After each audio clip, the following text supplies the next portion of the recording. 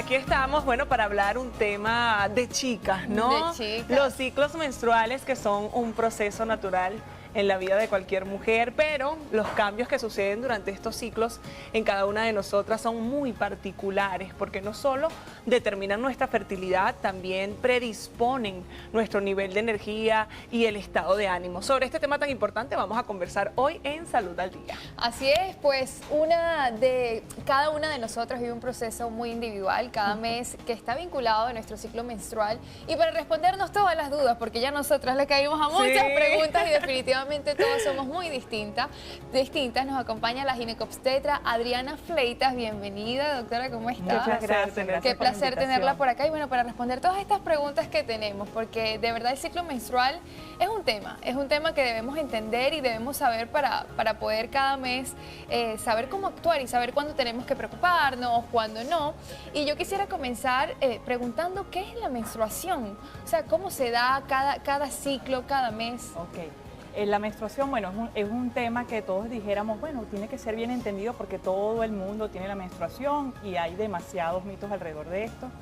Empezando por que tenemos que entender cómo ocurre esta maduración folicular, qué son los folículos, por qué se maduran y por qué ovulamos, ¿no? La menstruación tiene un fin, que es el que tengamos un embarazo.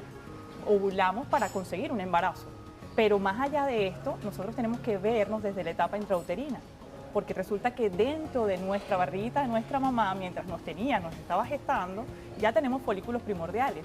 Y es importantísimo saber que esa mamá debió tener un estilo de vida bastante saludable y llevar ese embarazo de la mejor manera para que esos folículos primordiales se mantengan. Y ya existe una atresia o una degeneración de esos folículos primordiales a lo largo de nuestra vida. O sea, entre las 16 y 20 semanas de embarazo tenemos aproximadamente 7 millones de folículos primordiales, y avasallante que cuando nacemos nos quedan apenas 2 millones de folículos primordiales. Ya por ahí hubo una pérdida, ¿no? Claro.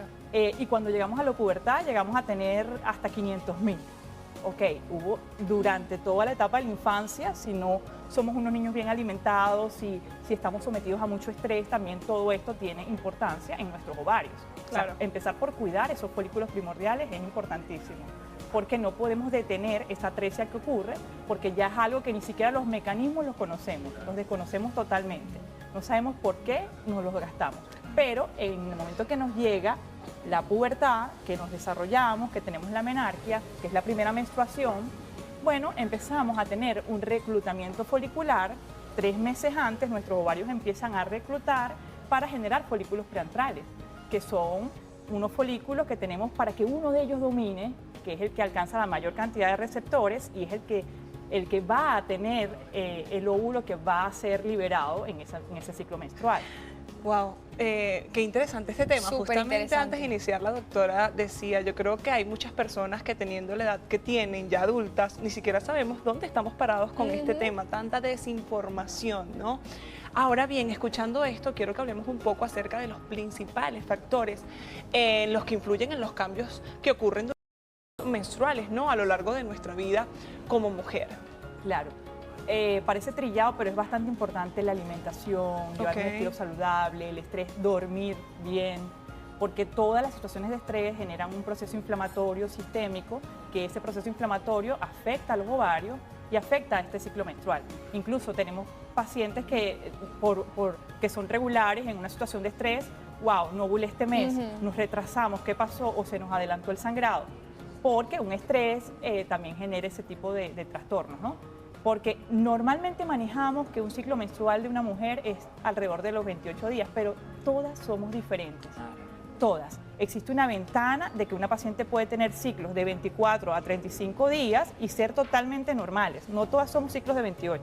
Hay pacientes con ciclos de 35 y es totalmente normal. Pero si pasan los 35 días, ¿ya es un signo de alarma? Es un signo de alarma. O si son menores de 24, o sea, hay una tabla de porcentaje donde dice que aproximadamente las pacientes que tienen ciclos de menos de 21 o más de 35 tienen 1% de probabilidad de ovulación. Imagínate. Wow. 1% de probabilidad de ovulación, y eso tiene importancia en la fertilidad. Por otra parte, también es importante la edad en la que nos desarrollamos, porque también en torno a esto hay muchísimas dudas, ¿no? una persona, una niña entre los 9 y los 15 años debería estarse desarrollando, debería llegar la menstruación en esa edad. Pero sabemos que si después de los 15 años no ha llegado, oye, mamá, tenemos que ver qué está pasando y mandar a revisar qué estará sucediendo en esta paciente en este momento. Eso que comenta del estrés es verídico y sé que muchas personas se van a sentir identificadas porque a mí me ha pasado que tengo mucho estrés y no me baja el periodo y cuando ya pasa ese estrés, hasta el mismo día me baja, pues, y yo digo, Dios mío, definitivamente estos son factores determinantes para los ciclos menstruales. Pero ¿qué otras señales, además de la edad, además de la alimentación y de todos esos factores que está comentando, que dan las señales que uno debe ir al ginecólogo y sentir que algo no está bien? Ok, mira, existen 3 cosas importantes, que es la duración, la frecuencia y la cantidad de sangrado. Ah, la cantidad Con de esas sangrado. 3 cositas podemos detallar. Por ejemplo, ya hablamos de los periodos que debe durar la menstruación, ¿no? que son aproximadamente ciclos de 24 a 35 días. Si duran menos de esto o más de eso, hay que acudir a evaluarse. Si tenemos un exceso de cantidad y cambiamos las toallas muy frecuentemente impregnadas, cada 1 o 2 horas tenemos que estar cambiando la toalla, esto ya es un signo de alarma. Y si, por ejemplo, tenemos en la duración, que lo aproximado es que sea hasta 7 días, pero si tenemos ciclos de más de 7 días, algo está pasando. O sea, son pacientes que tienen su ciclo, pero además de esto presentan manchados intermenstruales. Ojo, puede existir un manchado a la mitad y ser parte de la ovulación. O sea, ser un significado de la ovulación, porque ocurre un pico estrogénico que la progesterona puede hacer que descambie un poquito y manchen durante la ovulación. Esto es un tema maravilloso porque somos diferentes totalmente. Definitivamente cada mujer y cada cuerpo es distinto. Y bueno, tenemos que llevar esos registros y aprender a conocernos en el tiempo. Ah, mire, yo estoy aquí así, escuchando todo lo que dice. Y nosotros estamos así, sí, esa soy yo, esa eres tú. Oye, Dot, hablando justamente de esos registros, ¿qué consejos le daría a las mujeres para que lleven un registro efectivo, ¿no?, de sus ciclos menstruales y además detectar cambios significativos? Yo, por ejemplo, tengo una aplicación que descargué, yo tengo una aplicación. pero no sé, ¿qué otro consejo nos podría dar? Sí, bueno, las aplicaciones han sido de mucha ayuda. Incluso hace poco se publicó un estudio de 600.000 pacientes con ciclo a través de una aplicación que fue muy importante y nos arrojó muchos datos, sobre todo en eso de que el ciclo estaba de 28 días y bueno, que ya se sabe que el promedio son de 29 y todos estos cambios, que no ya se ha llegado a un consenso definitivo, pero las aplicaciones definitivamente sí son de apoyo, sobre todo porque nadie está con un calendario contando los días. Claro. Y ya por aquí debería estar ovulando y sabemos que el óvulo dura 24 horas vivo, ¿ok? Y que existe una ventana donde el espermatozoide dura 3 días aproximadamente en el canal, ¿ok? Y entonces eso te abre una ventana de fertilidad y por allí pudieran cubrir la cobertura de una anticoncepción sin uso de anticonceptivos también, ¿no? Puede ser un gran apoyo el uso de las aplicaciones, porque en esta etapa donde estamos nadie está contando los días en el calendario. Doctora, y una pregunta que quizá, bueno, obviamente tiene mucho que ver con los ciclos menstruales, pero trata más que todo de las personas, las mujeres que sufren de ovarios poliquísticos, porque muchas somos, y porque yo también sufro de ovarios poliquísticos y desde muy pequeñas nos mandan de primero el método anticonceptivo. ¿Qué opina al respecto? Porque yo particularmente se lo comentaba, siento que pueden existir otros factores que uno puede, otros tratamientos que uno puede intentar antes de darle a una niña métodos anticonceptivos que pueden alterar las hormonas. Qué excelente esa pregunta, porque bueno, ahorita los anticonceptivos son la salvación. Ay, sí, eso no me gusta, no. Pero la razón es porque dan tranquilidad, saber que estamos sangrando, pero en realidad son ciclos artificiales. No es que regularizamos la menstruación, no.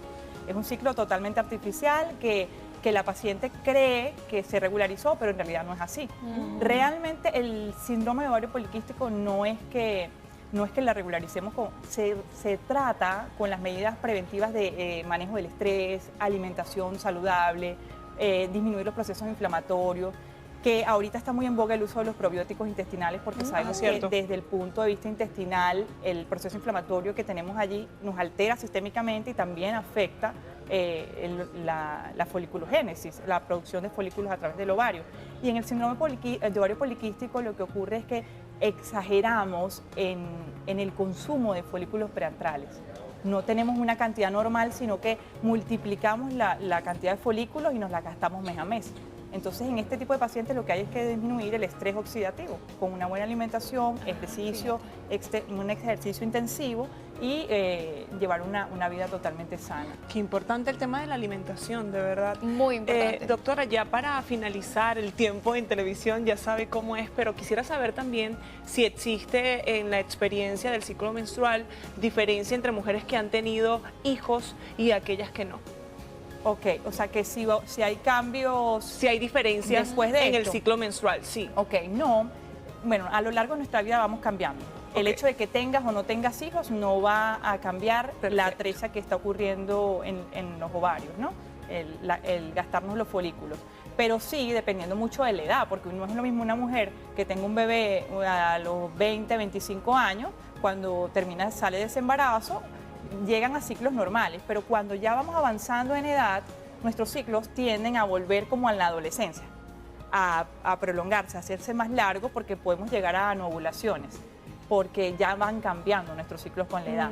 Entonces, si hablamos de una mujer después de los 40 años, ya tenemos cambios totalmente en el ciclo y pudiéramos haber entrado incluso en periodos de perimenopausia, porque depende mucho de la edad.